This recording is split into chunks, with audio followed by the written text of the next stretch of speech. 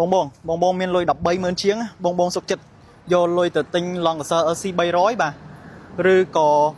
ឡានថ្មីខ្លាញ់គោ LC 250 Prado នេះបងស៊េរីឆ្នាំ024តម្លៃហាងឆេងឥឡូវ130000ជាងទិញបានពួរ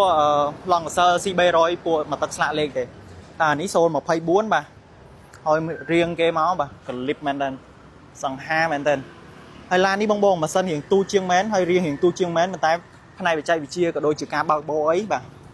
គឺសឹងតែដូចឡង់កសើហើយដោយសារឡាននេះគឺបង្កើតឡើងសម្រាប់ការចុះខេត្តក៏ដូចជាការប្រើប្រាស់តាមដងផ្លូវនៅទីក្រុងនេះបងខ្ញុំបញ្ជាក់ជូនជាមួយនឹងផ្នែកខាងក្នុងបច្ចេកមកបងបាទសម្រាប់ខ្ញុំស្រឡាញ់ផ្នែកខាងក្នុងនេះជាងឡង់កសើ LC 300បងបាទដោយសារមើលមកវាបង្ហាញរៀងភាពក្លីបជាងហើយរៀងវ័យក្មេងជាងបាទហើយម៉ូដយើងអាច select ជាមួយនឹង Eco ក៏បាន Sport Mode ក៏បានដែរហើយកាពីតាអីក៏មានម៉ាសែដូចឡង់កសើអញ្ចឹងលុកប៉ុងអីក៏មានដែរបូករួមជាមួយនឹងម៉ាស៊ីនត្រជាក់កម្ដៅពូកអីបាទរ៉ាដាក៏មានដែរបងបាទឡាននេះជាប្រភេទម៉ាស៊ីនទូបូបងម៉ាស៊ីន4 2.4 ទូបូម៉ាស៊ីនសាំងផ្នែកខាងក្រោយក៏គេក៏អែមដែរបងបាទអូបាទនេះបើថាជិះទៅ adventure ម្នាក់ឯងអីគឺ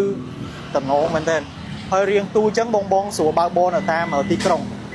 ឡាននេះជាប្រភេទថ្មីខ្លាញ់គោបងមក accessory គ្រប់កៅអី3ជួររីដូផងដែរ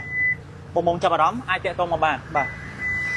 stock គឺអត់សូវមានទេបងសល់តែមួយគ្រឿងទេអរគុណច្រើនពុកម៉ែបងប្អូនអរគ្នាដែលបានទស្សនាវីដេអូមួយនេះ